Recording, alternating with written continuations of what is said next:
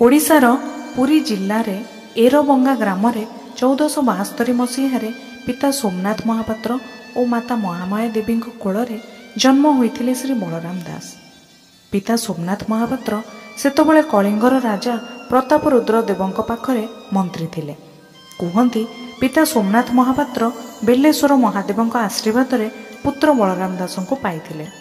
सबु महापुरुषों परी बलराम दासकर भी शैशव अलौकिक भरा थिला। छोट बेले श्री बलराम दास शोइथिबा समय रे एक विराट नागसाप तांकु छाई देव सदृश विराजमान थिला। एहा देखि बलराम दासक माता आश्चर्य हो जाइतिले आ जानि रखिथिले ये को साधारण पुत्र नुहंती। छोट बेलू प्रभु जगन्नाथों प्रति श्रद्धा और भक्ति जेमती बलराम दासक नाम को बढ़ाई देथिला।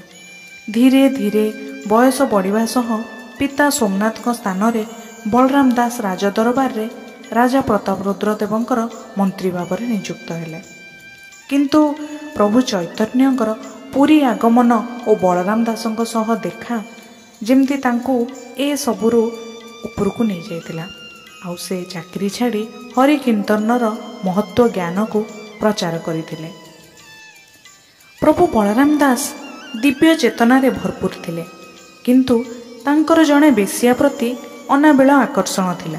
सेतिपई मंदिरर पंडा माने तांको खूब खराब नजर देखुथिले। ए सबु परे भी तांको दुर्बलता गोटे पटे और प्रभु जगन्नाथों प्रति भी भक्ति को कम नथिला। केमिति भी न हुअन्ते भक्तर भक्ति आगरे प्रभु जगन्नाथ भी छुआंक परी भक्तर सबु कथा मानि तार सबु दुर्बलता को अणदेखा कर दियंती। दिनकर कथा से दिन थाए रथयात्रा, जहाँ आज विश्व प्रसिद्ध। दूर दूरांतरु बहु लोक बड़दाण्डरे एकाठी होई पुरी रे तीन ठाकुरंकर अपेक्षा करथांती।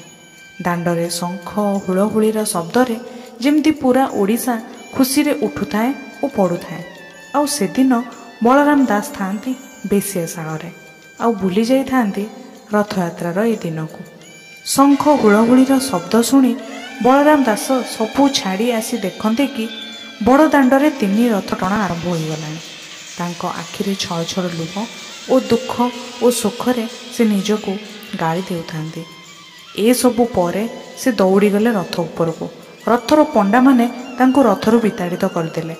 ए दुख सही न पारी से कांदी कांदी समुद्र कूलरे तीन रथ बनाई पागल भक्त परी बलराम दास नाची नाची रथ चारि पाखरे बुलुथिले।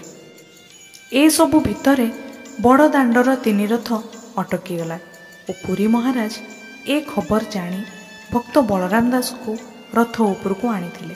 और से दिन भक्त और भगवानकर प्रेम आज भी किंवदंती रे प्रकाशित।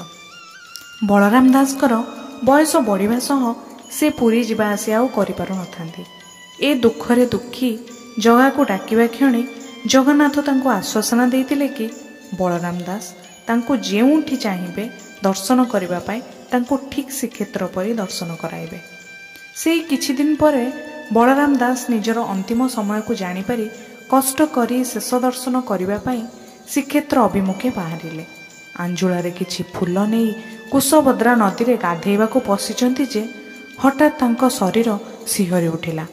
दुर्बलता जोकु से नदीरु आउ बाहरी पारु नथांती। से जानि पारिले कि एइठी ही तांकर जीवनर अंतिम क्षण आसीगला। अश्रुभरा आखिरे भगवान को मने पकाई देखती कि माँ लक्ष्मीनारायण तांको सामनारे हाथ जोड़ी प्रणाम करते ही बलराम दास को प्रभु जगन्नाथ कहती जेउठी से स्वयं विद्यमान से स्थान ही श्रीक्षेत्र। एथिरे मनमुग्ध भरा चाहाणी रे बलराम दासंकर शेष जीवन चलीगला। सेबेठू सेही स्थान को गुप्त श्रीक्षेत्र कहती। कुशभद्रा नदी कूलरे सेठी बलराम दासकर समाधिस्थल भी बनीची, जहाँ को बलराम गादी कहते। यह देखा आज भी बहु दूर दूरांतरु बहुत लोक आसुचंती। आशा करे कहानीटी आपको भल लगी आपण मैंने निश्चय बलराम गादी देखा जिबे। धन्यवाद।